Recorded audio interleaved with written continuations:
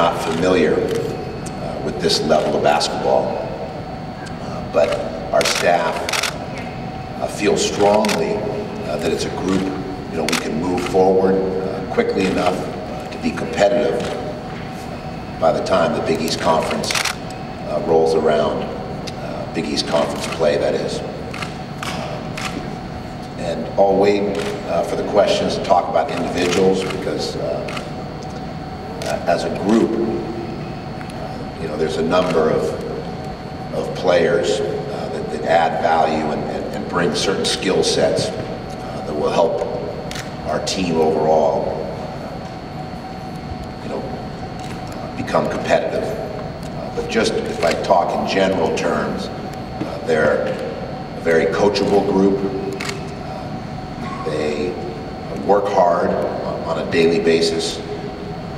They ask good questions, and they're willing learners, and a very competitive group. Because we have some depth now, our practices are more competitive, and I think that's critical because players individually are going to grow through the practices, and the more competitive the nature of your practices are, the more growth there will be over the course of a season and from season to season, throughout a player's career.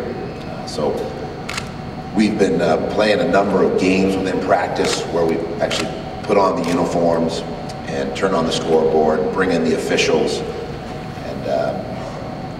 and call timeouts, basically simulating all the conditions that you face in a game. And so we're just trying to accelerate their learning curve with game situations, and when you play, with the scoreboard on, with officials, it gives you some solid teaching opportunities, and even coming down the stretch in a game, adjustments that you have to make, and execution coming out of a timeout. And so we'll continue to do that, and the hope is by the time we play Detroit, we'll have 15 to 18 games under our belt as a team. So it still is not the same when you play games in practice, under these conditions, the games that really don't count, even the exhibition games, the scrimmages, naturally are different than when you step up and the games count for real. But I think that's been productive for us. And they work hard in the weight room. We're doing some yoga 2 or 3 days a week as well, and they've done some work on the track. We do some film work in terms of film study, what we call our skull sessions, and just trying to give them a crash course, kind of an accelerated, at an accelerated pace. College basketball 101 is what we've tried to provide for them. But ultimately, the real growth, the real learning is when we start playing the games for real, and we'll have a better sense where we are come late December or January in terms of this team's upside and their potential for this upcoming season. The goals when you're at St. John's are always to win the Big East Championship, to win the Big East Conference Tournament Championship, and also to position ourselves so we can do special things come March in the NCAA tournament. So naturally, those are the goals, the objectives, the things we aspire to, but we know we have a lot of work between now and then, and if we're going to accomplish those goals, we're going to have to mature in a hurry, and some of that seasoning comes from just playing the games. And, so it's tough to speculate, no crystal ball, trying to look into the future and really know where this team will be, because so much of it's a hunch, and as you know, staying injury-free is an important factor as well. And then things that are difficult at this stage to measure: our team chemistry, the synergy how cohesive we'll be as we move along, and as a result, being able to hopefully play a winning brand of basketball. So I'll leave it at that, and then turn it over to some questions. More than from last year to this year, you always evolve or grow as a coach, and you have to be flexible. Another trait that Coach Katie taught me, so critical that you can be flexible in your thinking and your approach, to be pliable, because the game is always changing, the rules, the trends, whether it's in recruiting, whether it's on the court, three-point line, shot clock, things even like on ball, the pick and roll, pick and pop, pick and slip, two-man game basketball, so you're always, zone defenses, full court pressure, matchup zones, your man-to-man, defensive schemes. And so I think, based on personnel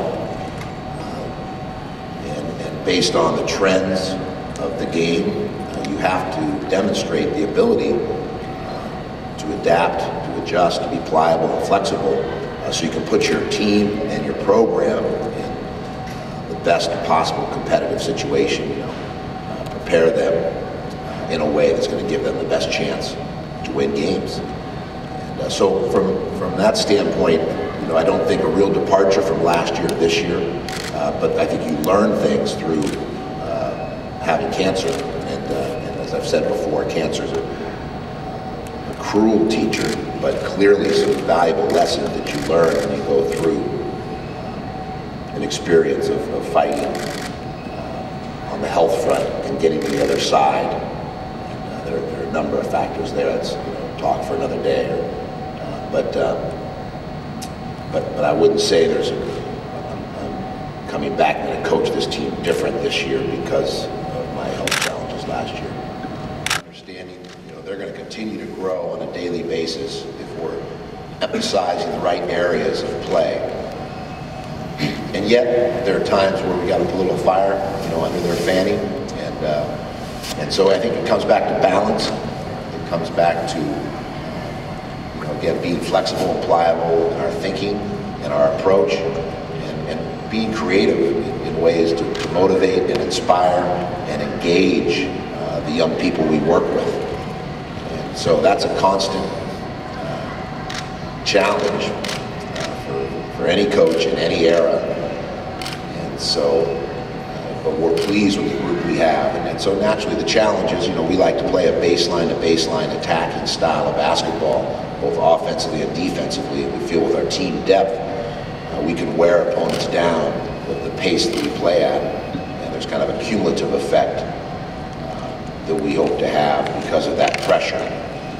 And so that's the challenge, is trying to, impose your preferred style of play on opponents. And those that are successful, whether it's a fast tempo, a slow tempo, whether it's zone, whether it's man-to-man, whether it's a matchup zone, those teams that are able to impose their preferred style of play, their preferred tempo on opponents are the ones that are successful more often than not. And if you're not able to impose that preferred style, then you're not going to be as successful. And so, communicating and trying to get that across to our players, and then also building all the right basketball habits, because basketball is a game of habit, similar to life, right? Good habits lead to success, and bad habits lead to challenging times. So really it's about building the right habits with this team, and then getting them to embrace the particular roles that we've defined for them. And then as a result, playing a cohesive brand of basketball, both ends of the floor, where we're tied together, working in a manner that best suits us. Next question, right down. A wonderful opportunity to be able to have Madison Square Garden as our home, as well as the cozy confines of Carnesecca, and then with Barclays and their new state-of-the-art facility, we'll occasionally be able to play some games there. And so from a recruiting standpoint, I think it's a real plus. You can play in 2 different pro venues, and then to have this kind of charming facility, provides a real range of venues for our players, to compete in, but also from a recruiting standpoint, I think it helps us with the players and back with our coaching staff. There's that sense of camaraderie which was missing last year in my life because I wasn't able to participate on a daily basis with the team. I had to focus instead on recuperating and then also recruiting. Those were the two R's that for us were going to allow us to move our program forward. So now to be able to come back, be in the fold with our staff and players on a daily basis and participate in the way that I wasn't able to last year makes it more gratifying. And I think, like we all do, we feed off young people. Whether it's watching young talent and dancing or the entertainment world, music, they inspire us. And so to be around this team and this staff definitely energizes me, because I've always fed off of my players' energy. There's a give and a take there naturally, but it's a special group in terms of their synergy and their youthfulness and their balance, and their enthusiasm, and all those things that sound corny or trite, but are really true. So just grateful to be back with this team.